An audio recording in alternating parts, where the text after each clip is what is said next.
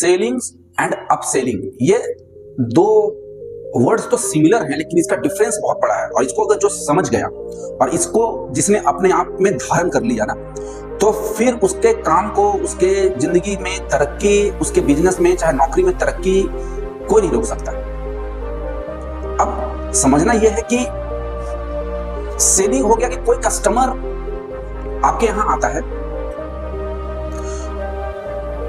इसका एक एग्जांपल लेते हैं कि आपका एक दुकान है और एक कस्टमर आपके यहां आता है, तो वो मान लीजिए आपसे कुछ खरीदा, सपोज कीजिए कि 10 रुपए का पेन खरीदा, 1-2 पेंसिल खरीदा और कुछ स्नैक्स का खरीदा और उसके बाद वो चला गया। तो आप आपने जाने दिया उसको, आपको लगा कि चलो मेरा सामान बिक रहा है, नो डाउट बिक रहा है, लेकिन आपकी बहुत अच्छी तरक्की नहीं हो रही है मालिक, क्योंकि इसमें आपका एफर्ट नहीं लग रहा है।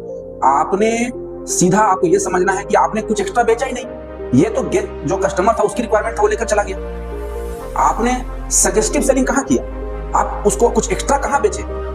सजेस्टिव सेलिंग होता कि अगर वो पेंसिल खरीदने आया था तो शार्पनर, चाहे जिसको कटर बोलते हैं, इरेजर, वो सब आप साथ में उसको बेचते, तब जाकर के कुछ आपकी सेल्स बढ़ती, तो उसका कुछ इंसेंटिव्स आपको ज्यादा मिलता, चाहे बढ़ता।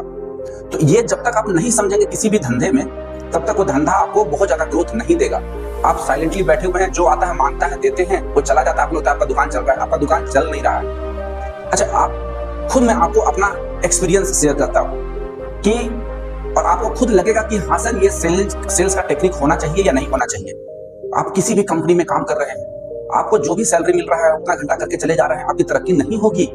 आपको ये समझना होगा कि हम जितना कर रहे हैं, 10 घंटा ड्यूटी का कर रहे हैं, तो उसमें मुझे ज्यादा से ज्यादा सेल्स करना है, उससे सिर्फ कंपनी की रेवेन्यू जनरेट होगी, आपके अंदर का भी सेल्समैनशिप बढ़ेगा और आप कल को अपने आप को भी बेचने में, मतलब अपने कीमत लगवाने में मार्केट में कामयाब होंगे। मैं एक बार ताज में था और एक बहुत अच्छा इंसिडेंट हुआ। सिचुएशन हैंडलिंग कैसे होता है समझिएगा। ताज में था तो उस समय जॉब में था, एक बहुत पुराने क्लाइंट थे, हमारे रेगुलर क्लाइंट थे पुराने, वो आए और वो उनका काफी बुकिंग्स रहता था हमारे पास। तो उन्होंने उस दिन ना सीधा बोल दिया कि सर, पहले वो आते हैं तो कुछ बुकिंग हो उससे पहले कुछ खाते पीते हैं, थोड़ा बैठते हैं तो अच्छा लगता है। बोले कि उन्होंने ऑर्डर किया कि मेरे को ना एक जलेबी और रबड़ी करा दीजिए, एक पोर्शन जलेबी विथ रबड़ी। तो मेरा एक मैनेजर हुआ करता था, वह जूनियर टू मी, वो गया और वो सीधा बोल दिया कि सर रबड़ी नहीं, डायरेक्ट मना कर दिया। वो भड़क गए।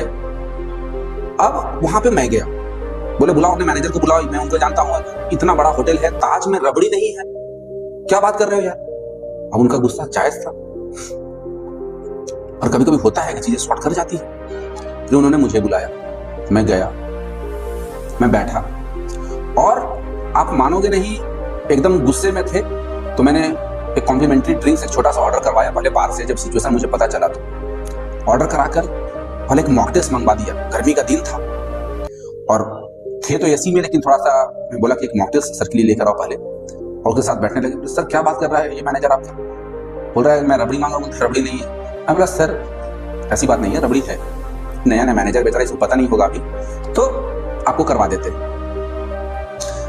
मॉकटेल्स पिया, कुछ और बातचीत में इंगेज हुए हम लोग, 5-10 मिनट तक मॉकटेल्स चला। उसको फिर मैंने बोला कि सर एक फिरनी हमारे यहाँ इंट्रोड्यूस हुआ है अभी मेन्यू में और सेफ स्पेशल है, वो सेफ स्पेशल।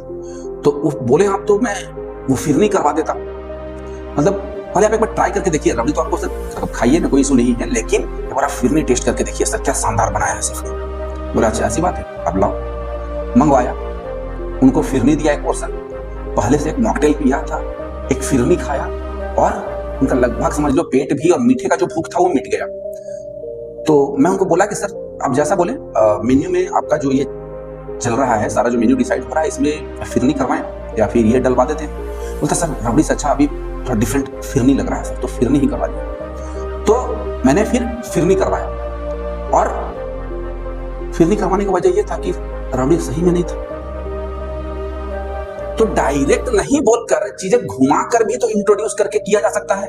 और अगर नहीं था तो मैं दूसरे किचन से उतना टाइम मिला मुझे, तो मैं अगर रिजिड भी हो जाते तो एक होटल में बहुत सारे किचन होता है, कहीं कहीं से इंतजाम तब तक करवा लेता और मंगवा के दे देता, क्या इशू हो रहा है? तो यही ये स्किल सीखनी, अगर आपको बेचना है, हमें बेचना है कोई चीज, हमें अपने आप को ऊपर ले जाना है, तो ये ट्रिक सीखने पड़ेंगे। डायरेक्टली आप किसी को कुछ के लिए मना कर दिए मतलब आप अपना काम खराब कर रहे हैं, समझिए।